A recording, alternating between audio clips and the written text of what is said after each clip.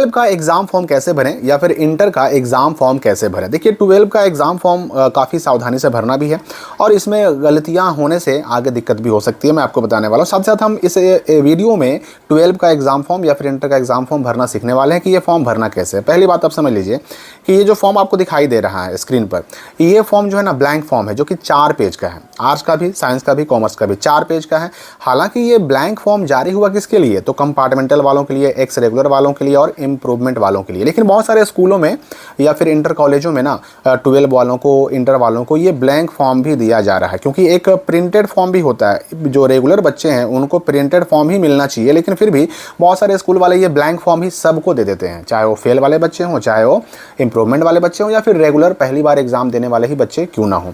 तो ये blank form कैसे भरना है मैं आपको सिखाने वाला हूं, और प्रिंटेड फॉर्म कैसे भरना है ऑलरेडी उसका वीडियो बना हुआ है जो चैनल पर डाला हुआ है, आप देख सकते हैं। ठीक है, अब आपको कौन सा फॉर्म मिलता है उसके हिसाब से आपको भरना है। अब देखिए इस एग्जामिनेशन फॉर्म में जो 4 पेज का है ना, इसका फर्स्ट पेज बिल्कुल सेम है, चाहे आर्ट्स का हो, चाहे साइंस का हो, चाहे कॉमर्स का हो। ये आर्ट्स का फर्स्ट पेज देख लीजिए, ये साइंस का जो फॉर्म है एग्जाम फॉर्म उसका फर्स्ट पेज है, और ये कॉमर्स का जो एग्जाम फॉर्म है उसका फर्स्ट पेज है। 1/4 आप देख सकते हैं 4 पेज का फॉर्म है। अब ये आर्ट्स का, साइंस का, कॉमर्स का तीनों 12 क्लास के एग्जाम फॉर्म में तीनों का फर्स्ट पेज बिल्कुल सेम है, तो हम कोई भी एक भरना सीख लेंगे। समझिए कि हमने तीनों सीख लिया। ठीक है, तो इसमें सबसे पहली चीज़ क्या भरना है पहले आप ध्यान से समझ लीजिए।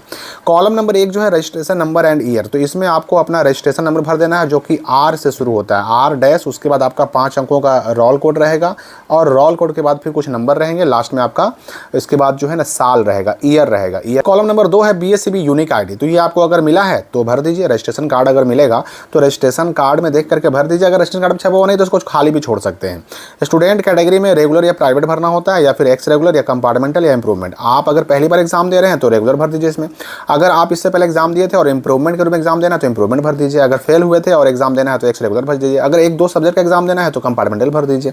फिर स्कूल कोड में 5 अंकों का आपको अपना स्कूल कोड भरना होगा। ठीक है, स्कूल कोड आपको अगर नहीं पता तो अपने रजिस्ट्रेशन कार्ड में देख लीजिए, उसमें छपा हुआ है, वहाँ से आप देख सकते हैं, भर सकते हैं। फिर छठा में है स्कूल का नाम या कॉलेज का नाम, तो यहाँ पर आपको अपने रजिस्ट्रेशन कार्ड को देख करके उसमें अपना स्कूल का नाम भर देना है। डिस्ट्रिक्ट का नाम, यानी जिस डिस्ट्रिक्ट में आपका स्कूल है उसका नाम यहाँ पर लिखना होगा। फिर स्टूडेंट नेम में आपको अपना नाम लिखना होगा कैपिटल लेटर में इंग्लिश में। ठीक है, यहाँ पर मदर्स नेम में कैपिटल लेटर में आपको अपनी माँ का नाम लिखना है, और फिर फादर्स नेम में आपको अपने पिताजी का नाम कैपिटल लेटर में लिख देना है, और डेट ऑफ बर्थ में आपको अपना डेट ऑफ बर्थ लिख देना है। जैसे एग्जांपल के लिए किसी का डेट ऑफ बर्थ जो है ना 1/1/2007 है एग्जांपल के लिए, तो 01 यहाँ लिखेगा, फिर 01 यहाँ लिखेगा और 2007 ऐसे लिख देना है। ठीक है, डेट ऑफ बर्थ के बाद देखिए 11वां कॉलम है मैट्रिक या क्लास 10 का पासिंग बोर्ड। आपने मैट्रिक जो पास किया, 10th पास किया, किस बोर्ड से पास किया। अगर बिहार बोर्ड से किया है तो यहाँ पर आपको लिख देना है BSCB पटना। ठीक है, अगर CBSE से किया तो CBSE न्यू दिल्ली लिख दीजिए।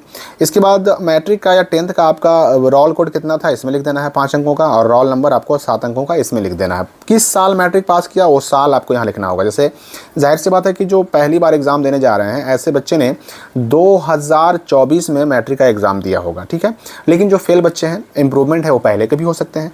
अब जेंडर में मेल या फीमेल आपको टिक लगा देना है। कास्ट कैटेगरी में अपना जो कैटेगरी आपका general, BC1 BC2 SC ST टिक लगा देना है। डिफरेंटली एबल यानी आपको कहीं जो है शरीर में कोई दिक्कत तो नहीं ना है, विकलांगता तो नहीं ना है, वो लिख देना है। अगर यस कीजिएगा तो पूछेगा कि भाई विकलांगता है तो किस तरह की विकलांगता है, हाथ से, पैर से, कान से, नाक से, मुंह से, वो आपको लिखना पड़ेगा। नेशनलिटी में इंडियन टिक लगा दीजिए। रिलीजन में हिंदू, मुस्लिम, सिख, ईसाई जो भी आप हैं वो टिक लगा दीजिए। इसके बाद 18वां नंबर जो कॉलम है आधार नंबर भर देना है। 12 बॉक्स है, 12 नंबर का आधार नंबर भी होता है, आपको भर देना है। ठीक है, ये हो गया पहले पेज का काम कंप्लीट। और पहला पेज मैंने पहले ही कहा कि साइंस, आर्ट्स, कॉमर्स तीनों का सेम है, तो पहला पेज का काम कंप्लीट हो गया। अब दूसरा पेज भी तीनों का सेम है। 2/4 जो है फॉर्म का, वो भी साइंस का, आर्ट्स का, कॉमर्स का सब बिल्कुल सेम मिलेगा। इसको हम सीख लेते हैं कि इसमें क्या करना है। 19 नंबर से ये शुरू होता है। ठीक है, 19 नंबर में यहाँ साइन करना है, लेकिन मैं बता दूं कि साइन केवल उनको करना है जिन्होंने 18 नंबर इससे पहले वाले कॉलम में आधार नंबर 12 अंक का नहीं भरा। जो आधार भरेंगे वो इसमें साइन नहीं करेंगे, लेकिन अगर मान लेते हैं कोई आधार भी भर दिया, यहाँ साइन भी कर दिया, तो भी कोई दिक्कत नहीं है, नो प्रॉब्लम, आप उससे परेशान बिल्कुल नहीं हो। 18 में साइन करने का मतलब ये हुआ ना कि मैंने आज तक आधार बनाया ही नहीं, मेरे पास आधार कार्ड है ही नहीं। ठीक है, और ये केवल उसको साइन करना है जिन्होंने इससे पहले वाले कॉलम में 18 नंबर में अपना जो आधार नंबर भरा ही नहीं है, तो 19 नंबर कॉलम उसी के लिए है। पर फिर भी अगर साइन भी हो जाए, आधार नंबर भी भर दें, तो भी कोई प्रॉब्लम नहीं होगी। उसके बाद नीचे बढ़िएगा तो यहाँ पर 20 नंबर जो कॉलम है क्वालिफाइंग कोटी के लिए, तो ऐसे बच्चे जिन्होंने इससे पहले एग्जाम दिया था इंटर का, वैसे बच्चे अपना पहले वाले एग्जाम का रोल कोड इसमें भरेंगे, रोल नंबर इसमें भरेंगे और पासिंग ईयर इंटर वाला ही, ठीक है। ये किसको, जो पहली बार एग्जाम दे रहे हैं रेगुलर है वो नहीं, जो इससे पहले एग्जाम दिए थे फेल हो गए थे या फिर एग्जाम दिए थे और उनको और अपना नंबर बढ़ाना है, इंप्रूवमेंट एग्जाम देना है, वैसे बच्चे पहले जो इंटर का एग्जाम दिए उस इंटर वाला रोल कोड, रोल नंबर और साल भरेंगे। रेगुलर बच्चे जो पहली बार इंटर का एग्जाम देने जा रहे हैं, 12 का एग्जाम देने जा रहे हैं, उनको इसमें कुछ नहीं भरना है। 21 में आपको रूरल और अर्बन में से भरना है, मतलब कि आपका अगर स्कूल ग्रामीण इलाके में है तो रूरल में टिक लगाइए, शहरी में है तो अर्बन में टिक लगाइए। फिर जो है 22वां में सब डिवीजन, जहां आपका स्कूल है ना उस स्कूल का सब डिवीजन यानी अनुमंडल। अनुमंडल एक डिस्ट्रिक्ट में 2 भी हो सकते हैं, 3 भी हो सकते हैं, तो आपको अपने गार्जियन से या फिर टीचर से पूछ लेना है कि आपका स्कूल जो है वो किस अनुमंडल में आता है, उसका नाम आपको यहाँ पे लिख देना होगा कैपिटल लेटर में इंग्लिश में। मोबाइल नंबर 10 अंक का भर दीजिए, ईमेल आईडी यहाँ पर भर दीजिए। मोबाइल नंबर और ईमेल आईडी इससे पहले आपने कौन दिया था नहीं दिया था उससे मतलब नहीं है, आप दूसरा भी दे सकते हैं, कोई भी ईमेल आईडी कोई भी मोबाइल नंबर आप यहाँ दे सकते हैं। इसके बाद 25 में आपको अपना नाम हिंदी में लिख देना है, फिर माँ का नाम यहाँ पर हिंदी में लिख देना है, फिर पिता का नाम हिंदी में लिख देना है और फिर अपना एड्रेस इंग्लिश में लिख देना है, ग्राम पोस्ट करके जो तरीका होता है उस तरीके से लिख देना है आपको। मैरिटल स्टेटस मतलब शादी हुई कि नहीं, अगर शादी हो गई तो मैरिड, नहीं तो फिर अनमैरिड, आपको टिक लगा देना होगा। और उसके बाद जो है ना टिक लगाने के साथ ही यहाँ पर अगर अनमैरिड है तो यहाँ पर मैरिड बॉक्स में लिखना भी होगा और अनमैरिड है, शादी नहीं हुई है तो अनमैरिड बॉक्स में लिखना भी होगा। 30 नंबर कॉलम, 31 नंबर कॉलम और 32 नंबर कॉलम में स्टार लगा हुआ है, ठीक है ना। स्टार लगा हुआ है मतलब इन तीनों को भरना ज़रूरी नहीं है, ये कंपलसरी बॉक्स नहीं है। वैसे भी आप इसको भरिएगा तो ऐसा नहीं है कि आपका अकाउंट में पैसा आ जाएगा, ऐसा कुछ भी नहीं है, ठीक है। तो ये आप भर भी सकते हैं, अकाउंट नंबर आपकी मर्जी है, आपका मन है तो दीजिए, नहीं है मन तो मत दीजिए, कोई प्रॉब्लम नहीं है। 30, 31, 32 नॉट कंपलसरी यहाँ पर लिख भी दिया गया है। अब 33 नंबर जो कॉलम है, 2 identification marks of student, student के शरीर पर 2 पहचान के चिन्ह। तो ये आप जो इससे पहले मैट्रिक में दिए थे या फिर इससे पहले आपने किसी और एग्जाम में दिया था, कोई ज़रूरी नहीं है, आप नया भी अपना पहचान का चिन्ह दे सकते हैं। आइडेंटिफिकेशन मार्क्स ऑफ स्टूडेंट में 2 कोई भी दे सकते हैं। इसमें क्या लिख सकते हैं आप, जैसे किसी के नाक पर तिल है तो मोल ऑन नोज लिख देगा, ठीक है ना, नाक पर तिल है तो, लेकिन अगर कान पर तिल रहेगा तो मोल ऑन ईयर लिखेगा, ठीक है। इस तरह से अगर होंठ पर रहेगा तो मोल ऑन लिप्स लिखेगा, अगर गाल पर है तो मोल ऑन चिक्स लिखेगा। और चिक्स में कौन लेफ्ट है कि राइट है वो भी लिखना पड़ेगा, mole on left cheek, mole on right cheek, ये भी लिखना पड़ेगा। तो इस तरह से अगर ठीक है तिल नहीं है, कटे का निशान है तो कट मार्क हो जाएगा, अगर जले का निशान है तो बर्न मार्क हो जाएगा, अगर जख्म का निशान है तो उंड मार्क हो जाएगा। ये आपको अपने शरीर के पहचान के हिसाब से लिख देना है। 2 आइडेंटिफिकेशन मार्क्स ऑफ स्टूडेंट में दोनों में एक लिख देना है, ठीक है। मीडियम ऑफ एग्जाम का मतलब हुआ कि आप किस माध्यम में ये 12 का एग्जाम देना चाहते हैं, तो 12 के एग्जाम फॉर्म में ये मीडियम आपको चुनना पड़ेगा, इंग्लिश या हिंदी, और आपको यहाँ पर टिक लगा देना है। दूसरा पेज का काम हो गया कंप्लीट, जो कि साइंस में, आर्ट्स में, कॉमर्स में बिल्कुल सेम रहेगा। अब तीसरा पेज जो है ना वो साइंस का, आर्ट्स का, कॉमर्स का, तीनों का अलग अलग रहेगा क्योंकि उसमें सब्जेक्ट चुनना है। तो तीसरा पेज देखिए, पहले आर्ट्स का, आर्ट्स वाले का सब्जेक्ट क्या क्या है, तो भाई देखिए इसमें समस्या कहाँ है, समस्या ये है कि जो सब्जेक्ट आपने ऑलरेडी चुन लिया है, जो आपके रजिस्ट्रेशन कार्ड में छप के आ गया है, वही आपको चुनना है। आप दूसरा इसमें चुनिएगा अभी तो चेंज नहीं होगा, ठीक है ना।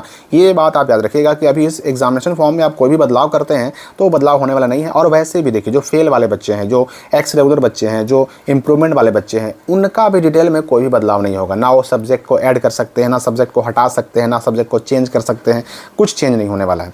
आपको बस वही सब्जेक्ट चुनने हैं जो आपके ऑलरेडी रजिस्ट्रेशन कार्ड पे छप के आ गया है। तो इसमें से एक लैंग्वेज फर्स्ट में, इसमें से एक लैंग्वेज सेकंड में, और इसमें से 3 यानी कि कंपलसरी 3 सब्जेक्ट में से आपको चुन लेना है आर्ट्स में।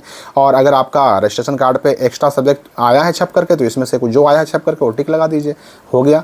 यानी कि 5 यहाँ और नीचे 1, यानी 1 यहाँ हो गया सब्जेक्ट, 1 यहाँ 2 हो गए, 3 यहाँ हो गए, यानी 5 सब्जेक्ट हो गए कंपलसरी जिन पर रिजल्ट बनता है, और 1 यहाँ हो गया एक्स्ट्रा। तो टोटल 6 सब्जेक्ट जो आपका छप के आया है वही भरना है। साइंस की अगर हम बात करें तो साइंस में भी सेम वही मामला है। इसमें 1 सब्जेक्ट टिक लगा देना है, इसमें से भी कोई 1 सब्जेक्ट टिक लगा देना है, और इसमें से भी कोई 3 सब्जेक्ट का टिक लगा देना है, लेकिन वही जो आपके रजिस्ट्रेशन कार्ड पर, मूल पंजीयन पत्र पर छप के आया है। अब ये ओरिजिनल रजिस्ट्रेशन कार्ड ये आपके स्कूल से ही मिलेगा, अगर नहीं मिला है तो मांगिए, ठीक है ना, क्योंकि उसी के हिसाब से आपको फॉर्म भरना होगा।